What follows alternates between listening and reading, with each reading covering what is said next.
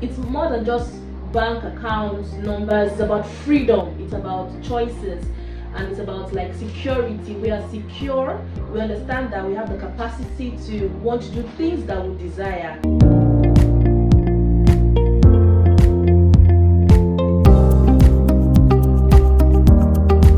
Financial control all around is actually a cornerstone for personal independence and empowerment, so to say. So women love to feel good, women love to look good, and it's no brainer that we'll spend that money to do that, right? Which in some cases, for a long time, financial decisions have actually been seen as something that primarily rests in the hands of others, oftentimes the men, whether it's your partner, whether it's a family member, or whether it's a financial institution. But in today's world, a lot of things are changing rapidly. There is digitalization, there's technology, and the stakes are even high. So it's essential that we understand how managing our finances are, our financial futures. So it's more than just having the money to buy all these things. I think it's a self-esteem thing. But truly, it's very important for us to actually understand financial control, because it's more than just bank accounts, numbers. It's about freedom, it's about choices, and it's about like security. We are secure, we understand that we have the capacity to want to do things that we desire. And when a woman actually has control over her finances, she has the ability to shape her destiny, she has the ability to like pursue her dreams, look good, support her family, and also weather the life storms with resilience. It's a whole lot in that part of women going through getting things done, buying this for themselves, having to spend here and there. I mean, there's a whole lot to that. So the first thing I think everyone should do, aside from setting clear goals, because normally setting clear goals will be the first thing, but in all honesty, the first thing we should be doing is to take full responsibility of where we are today. We don't have to put the blame on someone else. We are where we are today because of our actions. First, take full responsibility of where we are. Then this now takes us to setting clear goals. Define your financial objectives. Why do I want to be financially independent? What, aside from us using the cliche word that everybody has to be financially independent, personally, what are your financial objectives? Whether it's building an emergency fund, whether you want to build your home, or you want to even plan for retirement, you need to set clear goals. Also, how you're going to achieve those goals. They don't have to be very big goals like that, right? If you are not very sure of your small goals, how much more are you going to be able to achieve those big goals, right? So let's take it one step at a time in setting our clear, smart goals to achieving financial freedom. Another thing will be to learn about personal finance. A lot of times we just go to the market, we want to make food for the family or do a meal prep for the week, and we just go to the market and buy everything. There is no breaking down, or there's no budgeting of, okay, if we do this and this and this, we should be able to get this. We don't try to look for the opportunity cost of acquiring this, to acquiring pepper, to acquiring tomatoes and all of that.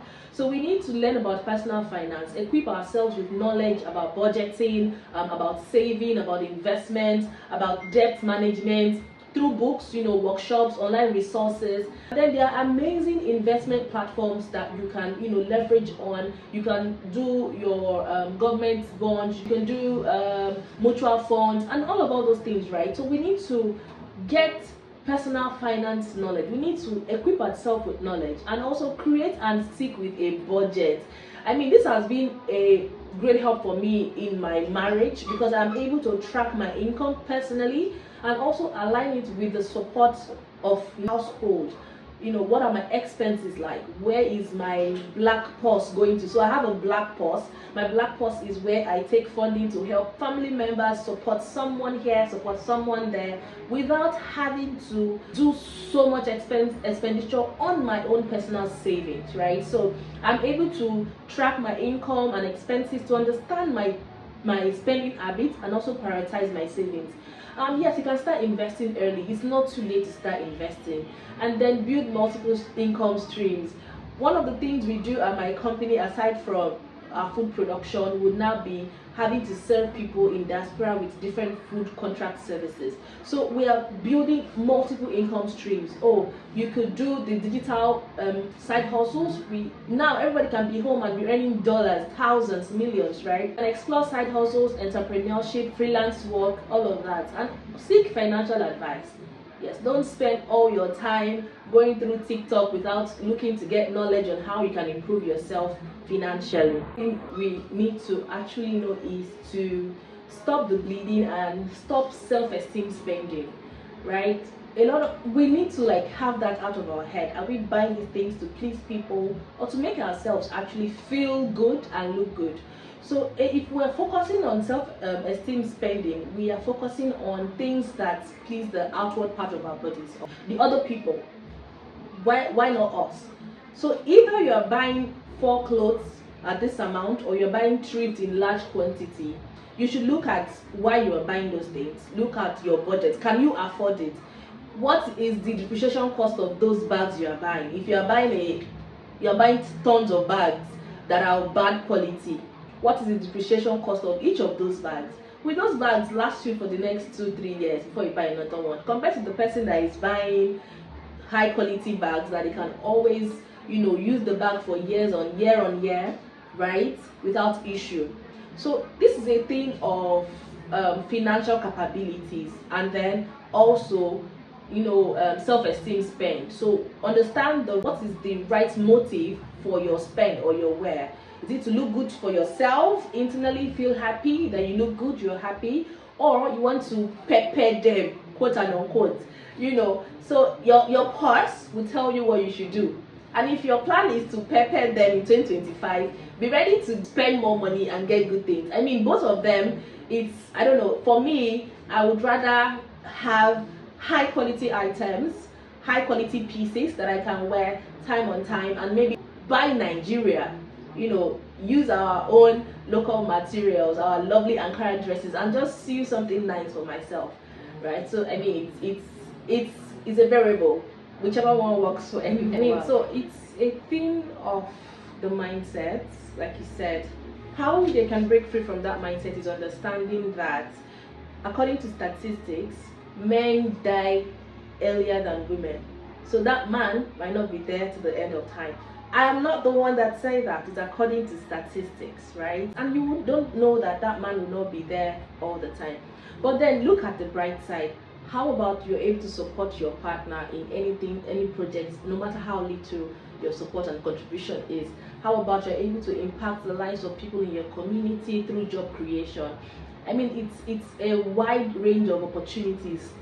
You are breaking the barriers, educating the next generation. You could even be in your house and start up something small, maybe even on financial education like we're talking about right now. So it's a personal choice. However, there are some amazing women too that just like to be at home, take care of the kids, because that's a whole lot of work as well. That's a full-time job in itself. So if they have that mindset shift to say, I want to contribute to the household, I want to, support my spouse, even if he's saying don't do this and don't do that, how about having a discussion to say, oh, I have a flair for this, I have a passion for something like this, I can start small from the house, and with his support, you can even grow into something big. Take a look at the amazing women we have today: Okonjo Iweala, Mrs. Rupon Oshika, Folorunso Alakija. Their husbands are doing okay too. So if they had stayed back at home to say, my husband take care of everything and I'll just be there, enjoying and all of that, I don't think they'll be where they are today. So it's a mindset thing. But then again, there are some people and some amazing women who love to stay at the home front and take care of the family, which is also a great thing. So you talked about having them wanting to buy this and that for the home and all of that. There's a lot of possibilities in them pushing what they're doing.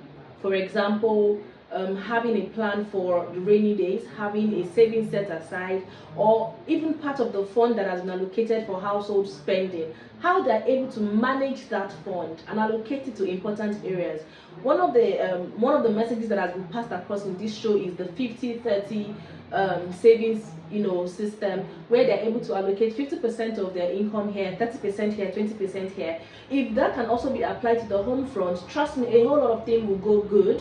There won't be like a particular time that they are lacking in certain things, because there is a priority. So first off, I think even having a journal is a great thing. Journaling is good. You could have a budget list. These are the things we need to fix.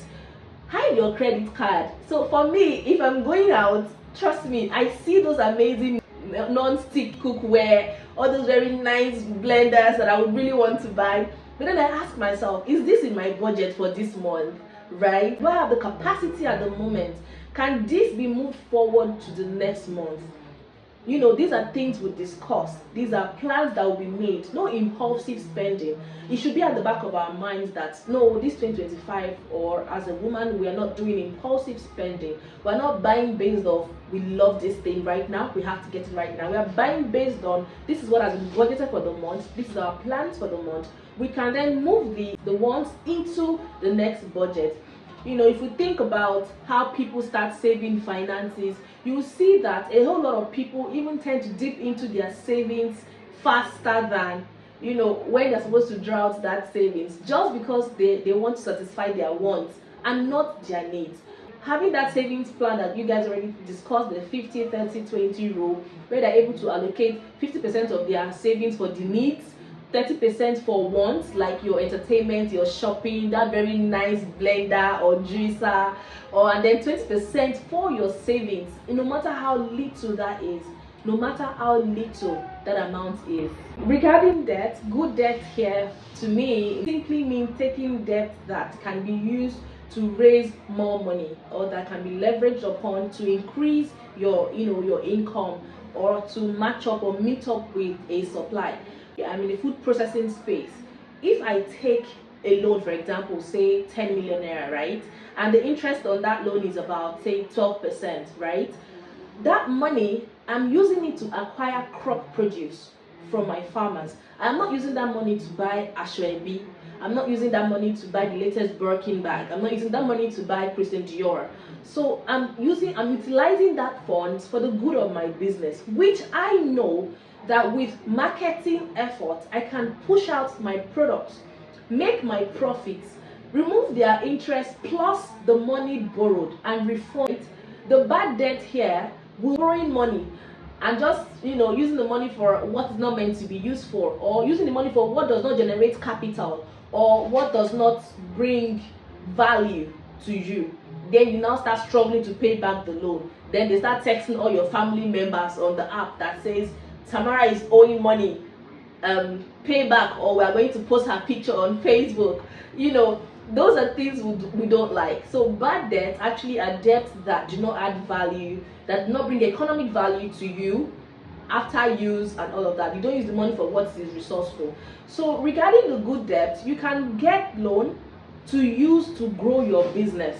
You can get loan to use to develop your organization, as far as you understand how you are apportioning the profit. So if you're taking that amount of loan, what's the payback period? One, you consider the payback period, you consider the interest amount on the loan, and then you say to yourself, okay, every month, if I'm paying 10% of this amount, every month I have to remit this certain amount to this account and keep it safely aside, or refund to the people that give you the loan. So you have a payback period, you have an interest, but you ensure that whatever you are selling or whatever service you are providing that you use that loan for, the profit margin exceeds the percentage of interest for that particular loan. So saying that a loan is 10%, your profit margin should be way more than 10%, so that you also make a profit as a business owner. That way you utilize the funds, everybody's happy, you pay the loan back, and you grow your business. Thank you so much for having me today. Thank you.